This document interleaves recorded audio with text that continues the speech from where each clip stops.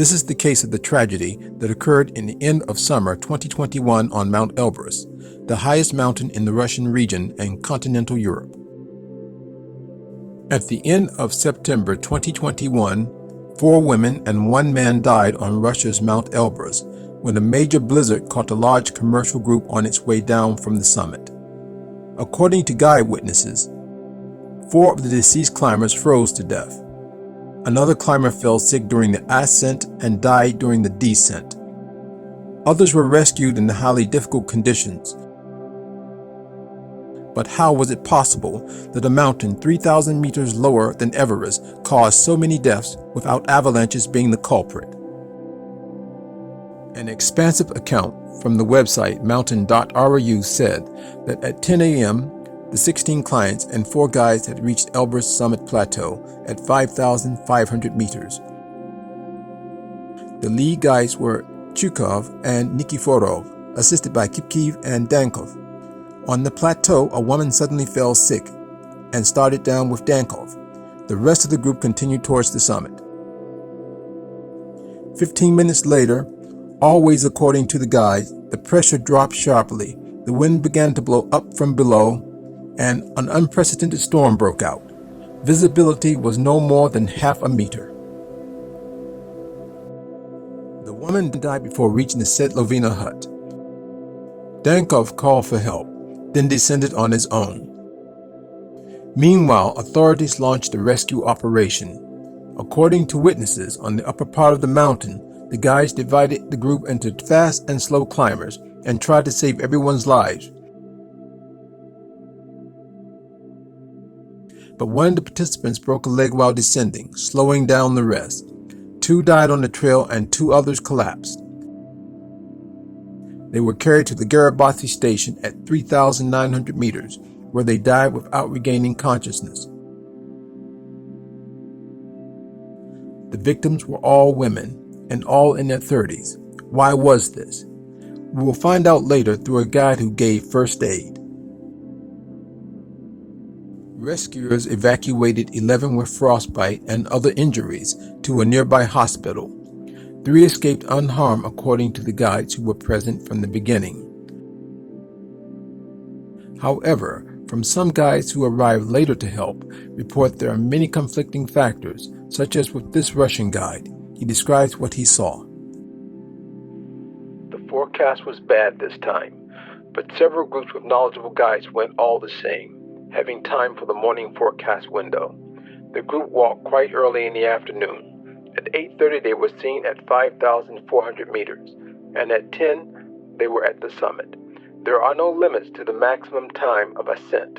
It all depends on the weather, the time of sunset, the state and speed of the group.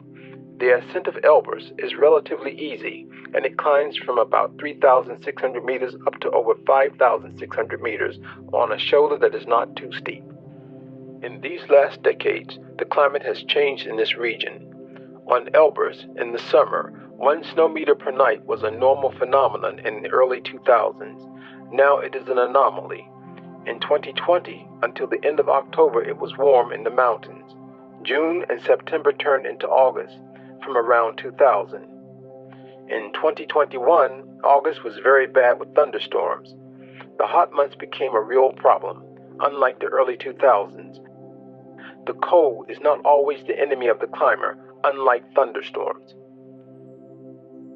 On Elbrus, among the many other mountains in the world, I have never seen visibility at half a meter. A rescue snowcat on Elbrus takes 7-8 hours to arrive almost to the top on a relatively easy path. That's quite a long time, and this is the first fatal mistake with slow people. Without getting into the personalities of the guides, I will focus only on the questions for which I have not found any answers. Why is there a discrepancy in time? The guide of the first girl who died at 11 a.m., the declared time of death, yet 15 hours was the declared descent time. Calling for a rescue would have only taken 10 minutes. They would have had a lot of time, and at least 4 lives could have been saved. Why did the group sit for several hours? What were they waiting for? Why didn't they use a sat-nav to get off? How did the group leader get below 5,000 meters if the rest of the group waited on the top? Why did the second leader come to meet us again without the group, even though there were 8 climbers at the top?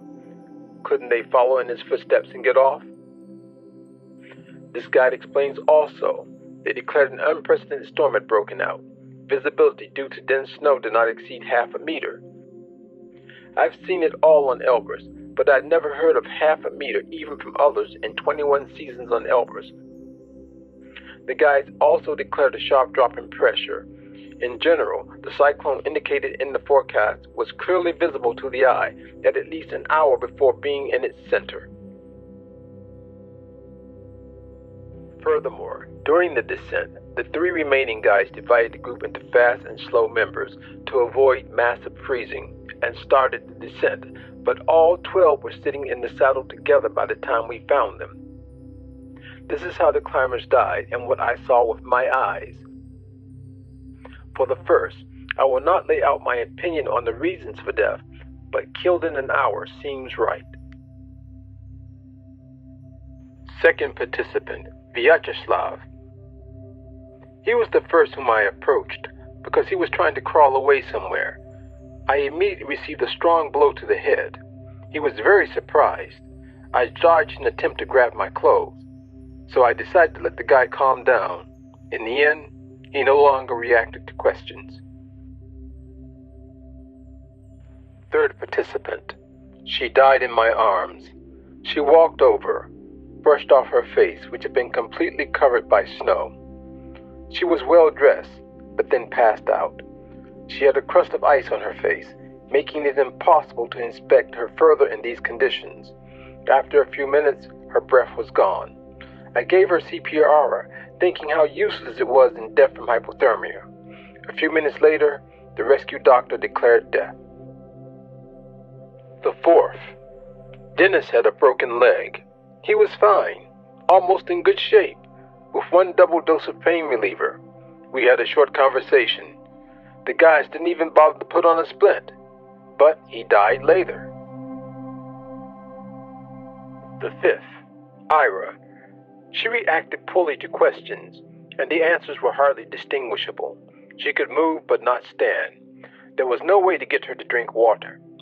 It was scary to remove ice from her face because of the risk of even greater frostbite, and it would take a lot of time, taking into account the frozen mask and parts of clothing.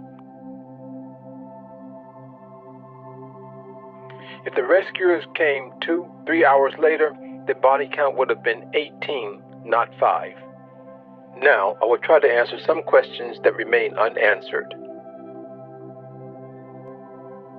Why didn't they find the hut? In very bad weather, it is difficult to find. Why did they sit and not go anywhere? We do not know. Was this group of people unprepared?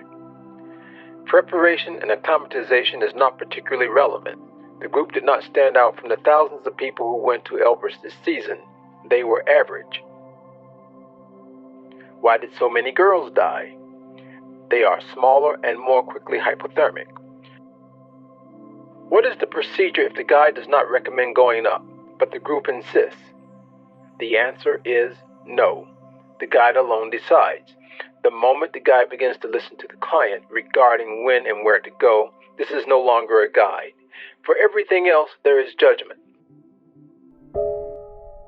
The accident on Elbrus makes us understand that to climb to high altitude, one must rely on the guides who know how to say no if the weather conditions are not perfect.